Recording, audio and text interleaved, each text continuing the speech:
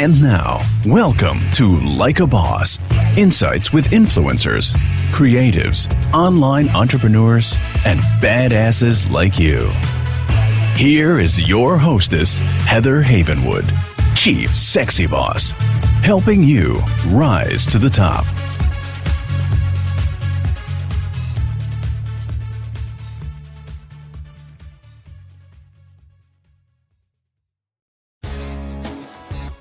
Are you a coach, consultant, small business owner, or online entrepreneur?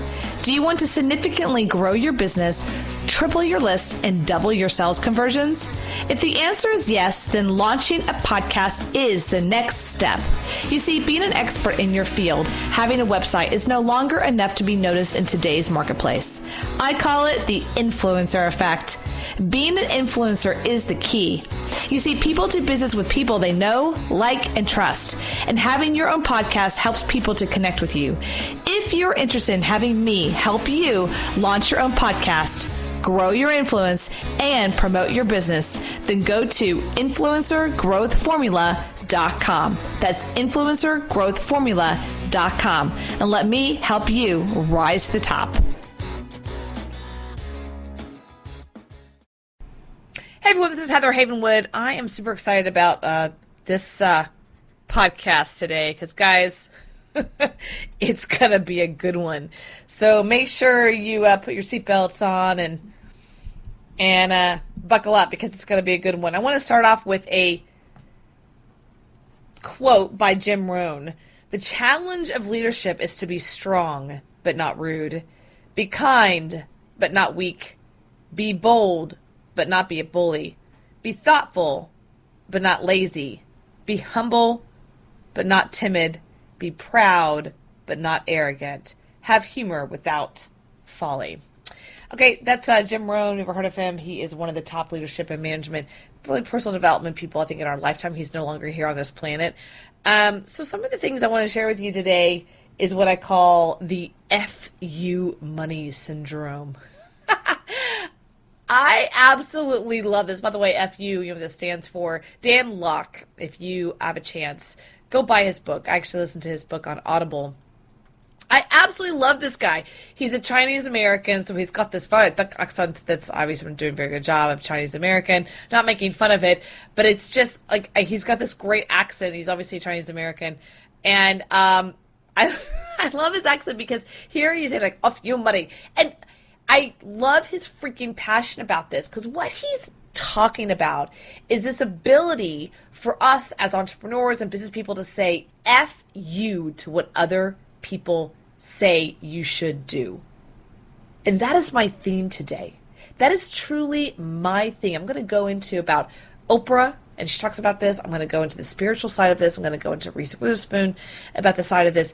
Truly, one of the challenges I see today in young people and even people in my 30s and 40s and 50s that I know, friends of mine, they're not willing to say, I'm working for FU money. Especially women. They're like, I want to make money because I want to have diamonds and I want to live in Aspen. But they don't have this idea of no, I'm really going to have money to be able to say FU when I need to.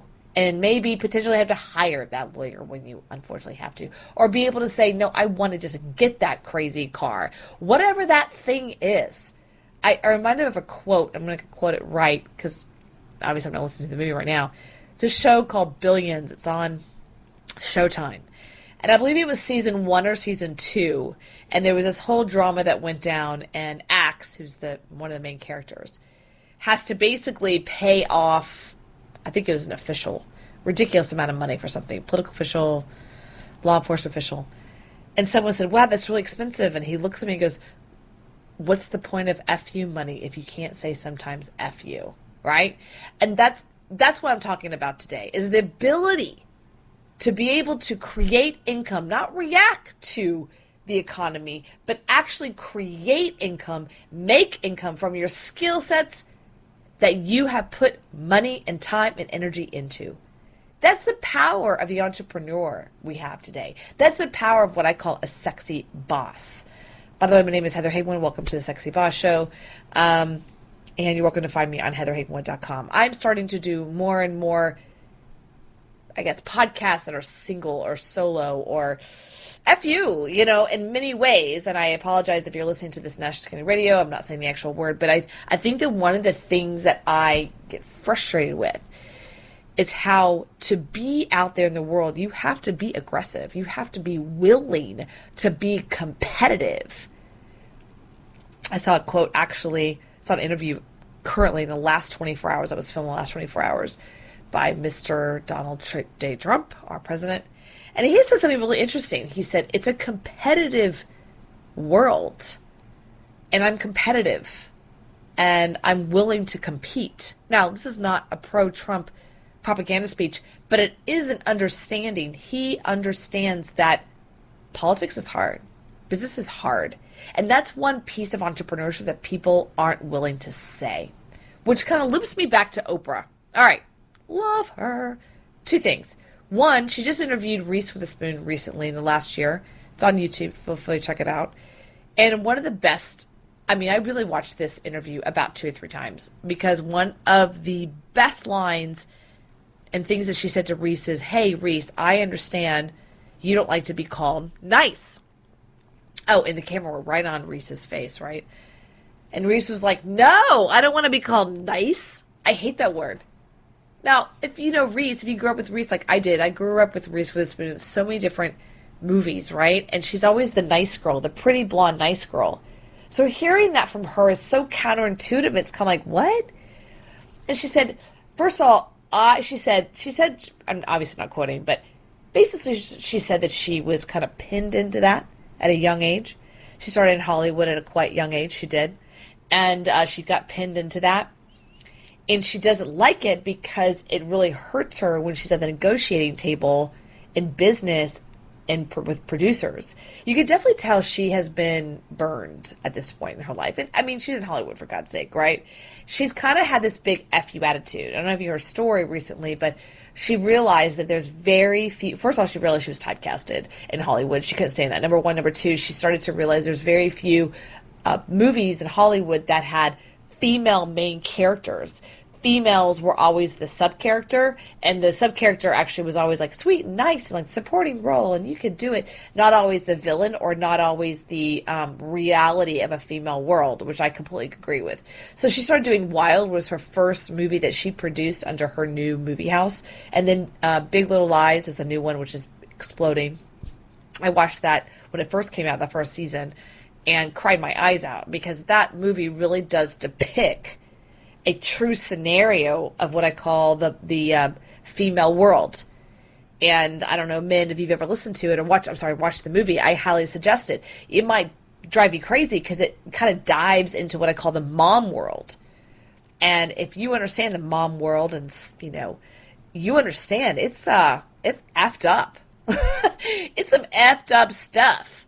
It's all about looking good. It's all about keeping that social construct. In that specific show, Big Little Lies, one of the main themes, or one of the main pieces of that whole show, is how Nicole Kidman's character is a woman that has a perception to everyone, all of her friends, she's got this perfect marriage. So she has to constantly keep up this facade, right? And meanwhile, she is married to a narcissist who cheats on her, who's a rapist, and he beats the living hell out of her. But the facade of her family as this beautiful, picturesque life is so strong that she doesn't even have the safe space to say to her friends, hey, my husband beats the living hell out of me. You have no idea how this happens to people every single day, especially women, because they feel like they have to, whatever the facade is, they have to keep it up, right? Which kind of loops me back to another piece I want to talk about, which is the state of female entrepreneurship. I know I'm kind of jumping all over the place, but there is some thread here. The current state of female entrepreneurship, whoa. First of all, it's exploding, and I absolutely love that. However, in many cases, it's still like the Moms Club, where it's all about the facade. you put out there. It's not about the reality, the heartache, the hard knocks of entrepreneurship, of life. It's like, look at me, I built a business, I'm perfect. Look at me, I built something, I'm amazing.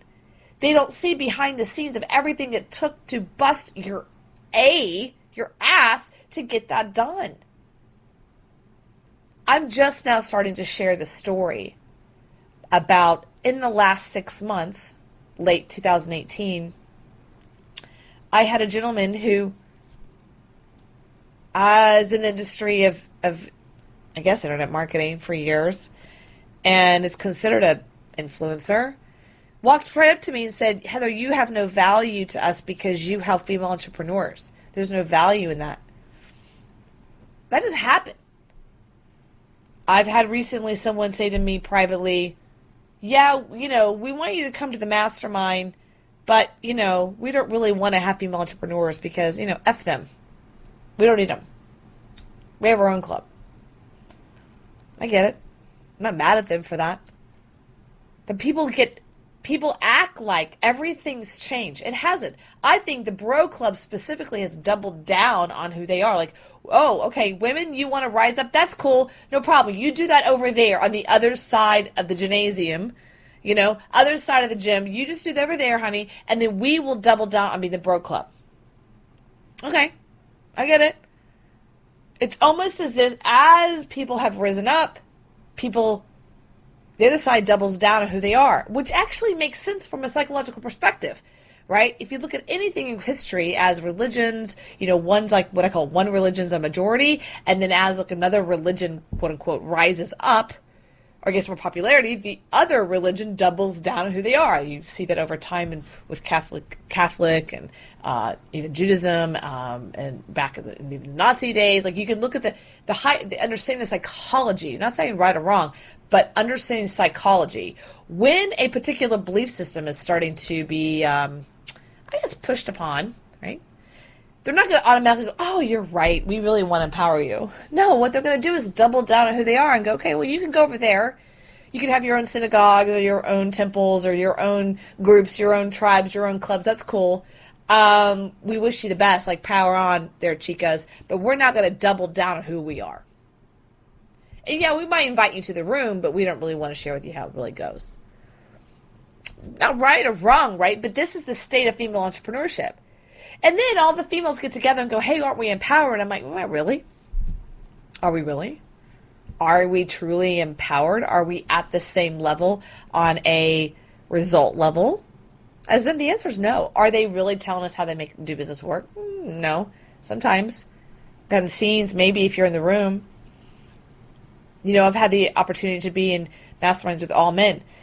I used to get mad about that, or I used to I need to be heard, and I'd get out there and let me show you how great I am, because that's kind of my, unfortunately, codependent personality I got going on that I'm constantly fighting in my life because my dad told me I was a piece of shit my whole life. So I do have this automatic thing about I got to show my worth. I know I do that, by the way. Very clear. Been to therapy, done there. So that's an automatic for me. I have to really kind of keep that in check. To prove my worth, right? To prove my worth to you, to prove my worth to relationship, prove my worth to my family, prove my worth to anything and everyone. I'm constantly proving. And it's a really horrible thing to be in, because when I constantly keep proving my worth and it's constantly trying to, what I call, fill a hole that I'm the one that can really fill. My point is I used to get mad about being in an all male mastermind. And the reality is, I think it's great. I now just sit back and listen. And I learned a lot. I learn about their real struggles. I really do see how men have their own struggles in business today. They really do. They're up against a lot. They are. And at the same time, those real struggles, what they're really dealing with and how they collaborate together is fascinating. To see how they collaborate and connect and say, here's a problem, dude. And the other dude's like, oh my God, let me think about how I can solve that, man. And then they really help each other solve stuff. If you look at the military, any kind of team sport, baseball, basketball, football, that's how they think as a team. Forget the strife maybe behind the scenes personally, but the moment they walk in that room or that locker room or, the boardroom, they are now bros and they will help each other out, period. Women don't think that way, and they should. It's unfortunate, but they just don't. They're not taught to do that. We're not taught to let your release your petty crap at the door, ladies, and once you get into the boardroom, we're all business. It's just not something we're taught to do. I mean, at a very, very young age. We're taught competitiveness against each other. We're taught there's only so much attention from a man, therefore we have to compete for it. We're taught women don't help other women. We're taught if there's a woman rising up, push her down. These are fundamental social things that we are taught. Hopefully you are not. Hopefully maybe someone you're listening, you're like, wow, my mother never taught me that. Then hallelujah. But I'm talking a generalization and socialization perspective on North America. And you're probably thinking, Heather, where are you going with this? This is not who you are. Actually, this is me. I am constantly thinking about the social gender gap that we have. And look, I'm not here to pull women towards men like we have to be like them. I'm not. I'm just noticing the gap. I'm noticing the differences, the different conversations, how they think. And what's fascinating in the last 2 years for myself personally is I've kind of stood this huge swing. And I've really dove into what I call the female world a lot. I have reached out. I've gotten girlfriends, girlfriends that I happen to not to be lesbian, but I have a lot of friends that are lesbian. And what I find fascinating is the cattiness. The not willing to help each other, the throwing someone under the bus whenever they chance to get behind the scenes. I saw it recently I was at a brunch with a lot of ladies the other day for Father's Day. They called it the FU Father's Day. That was interesting. I was there. I thought it was just going to be a gathering. Let's just get together brunch. I didn't know it was like an outing. Now, guys, listen, I show up, happen to be in a dress and flip-flops, just because the dress was comfortable and easy. Thank God I did, because I show up and the women there are in heels and lace and dressed to the nil. And I'm thinking to myself, I live in Austin, Texas, downtown. What are you doing? Where am I? Am I in the suburbs of Nashville? This is crazy. I hung out for a little bit. And some things I realized listening to these ladies, and nice ladies, and they're divorced with kids, all of them. That was the common denominator. I think there was one woman still married. Most of them were divorced with kids. And at one point, because I wasn't talking that much, believe it or not, I was just listening. I was being with them. I was just wondering, wow, this is really interesting to me, how they're talking. They were throwing men under the bus left and right. They were not putting each other down, but they were acting like they've never had sex before, which I thought interesting. Being very catty. And I was the new girl, so I really listened. And at one point, someone said, "What's your story?" And the whole table looked at me. And I was like, "Well, what do you mean?" And they're like, "Well, do you have kids?" I'm like, "No." "Are you married?" "No." "You have a dog?" "No." And they almost in a way kind of had this, "Well, then what are you doing here? You don't belong here. You're too different than us." Oof. I believe that today we put motherhood as a way of martyrism, not as an honor. It's a way to be part of a social circle, not as an honor to actually be able to raise children on the planet. I think that part of the challenge with women today is we don't know how to find ourselves. We start to label ourselves as mothers, as sisters, as daughters. What if our parents are dead? Are we still a daughter? What if we don't have kids? Are we not motherly? And I know for myself, coming from my mother's passed away, and I don't have kids. My sister does not have kids, so I'm not an aunt. And my little dog passed away recently, so I'm not a mother of a dog. And I'm not in a relationship, and I'm not married at the time. I think that part of the challenge is who am I? Who are you? I think I'm an amazing person. I think I'm a badass. I'm smart. I'm intelligent. I love my life. I'm free. I'm inherently interested in how people think. I'm inherently interested in helping people grow online and beyond. But apparently those are not values that people want to know about. They want to know about marriage and kids and how beautiful your life is and what does your life look like on Facebook. And I think one of the challenges that I hear today with female entrepreneurship is like they don't know who to be.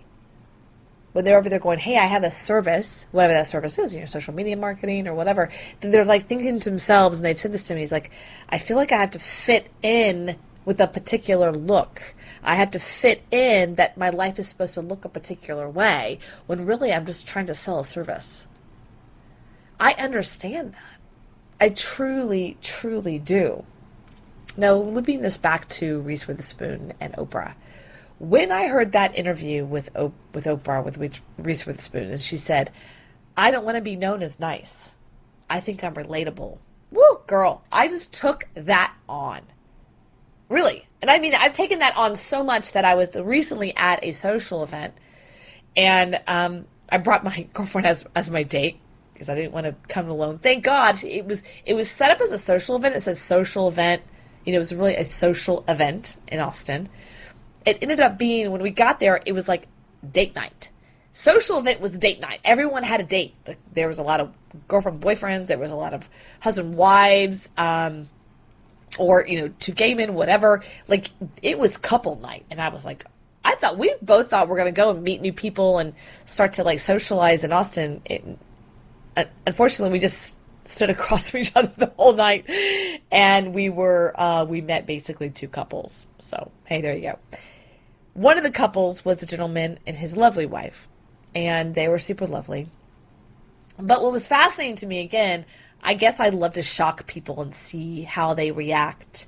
I was interacting with the waiter, and I was letting the waiter know that I think there was a miscommunication because he gave me a glass of wine, and I thought it was a glass of wine, but I guess with the course meal, it was like what I call a flight of wine. So he was like bringing the next one. And I was like, oh, he thought I ordered like the flight of wine. And if you know me, one glass of wine is enough for me. 5, forget about it.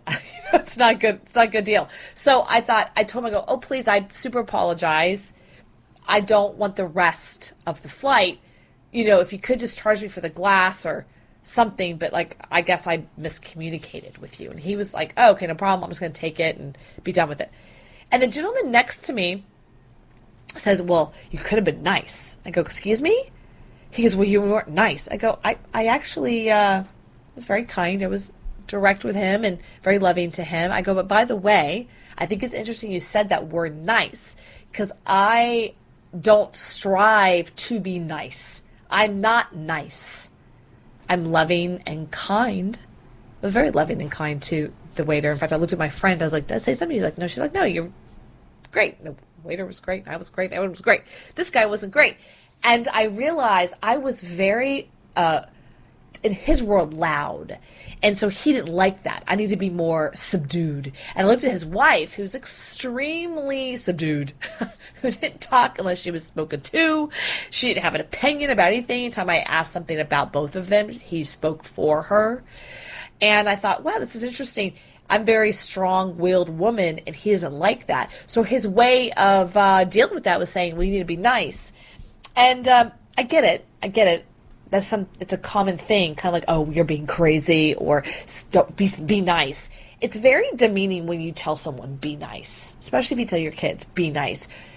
Be nice. Going back to Jim Rohn, leadership quote I said at the beginning, he never says be nice. He says, don't be rude, be kind. Difference. There's a big difference. Nice is a runover. It's a people pleaser. It's trying to please everyone all the time versus being direct in what you say and saying please and thank you and being kind and respecting the other person. There's something nice about that. Thank God.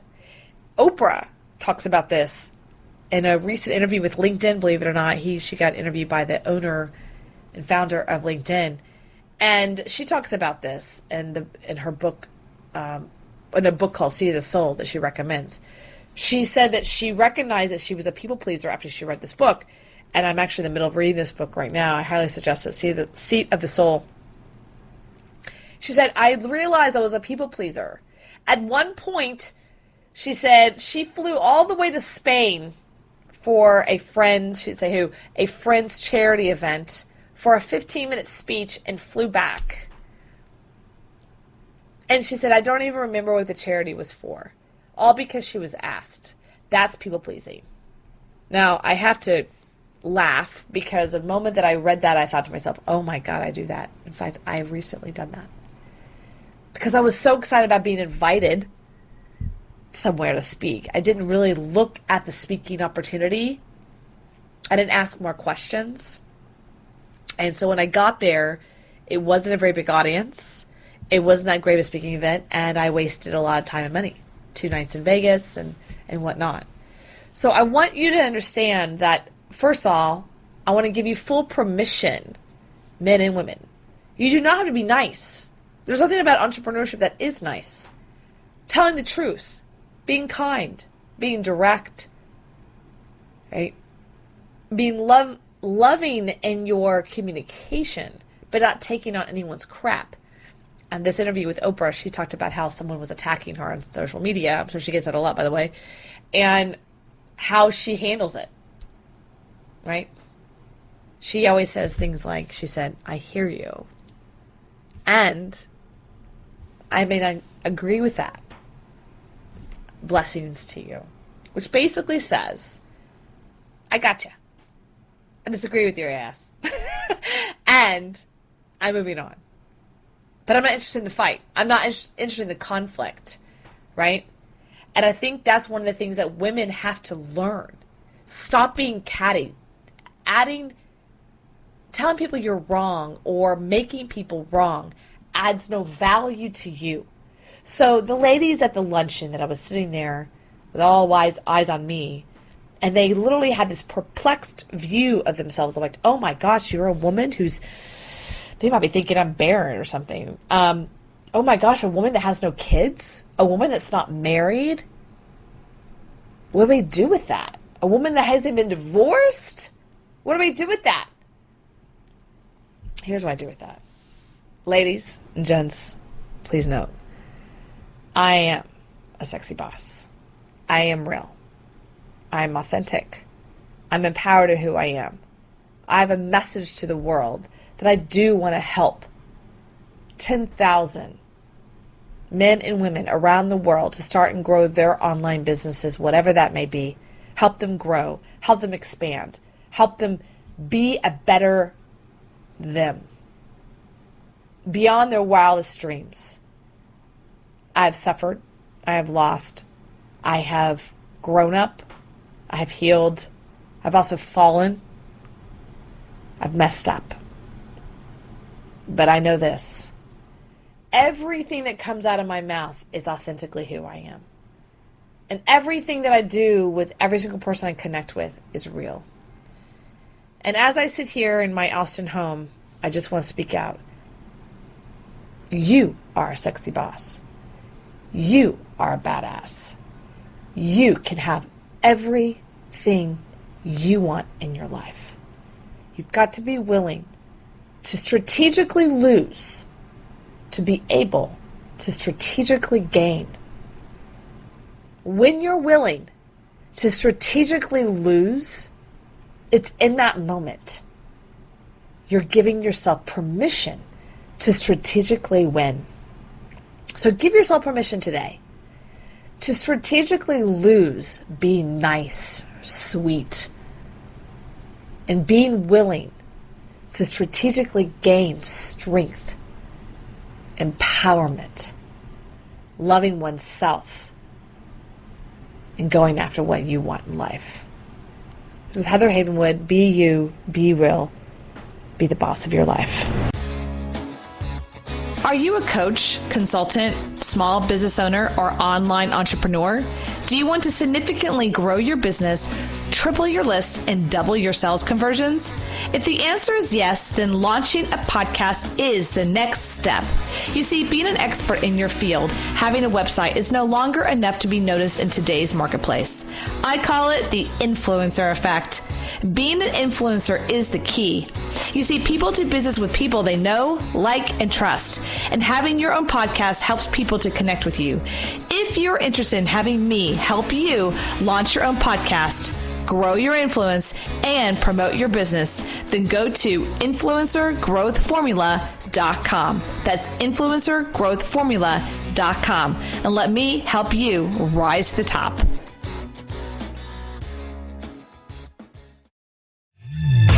Thank you for listening to Like a Boss, helping you rise to the top. Join Heather's mastermind at influencertribe.com, where she helps you become an influencer and dominate your field. Follow Heather Havenwood on Instagram. Interested in interviewing or scheduling a call with Heather? Go to callwithheather.com. For more, go to heatherhavenwood.com.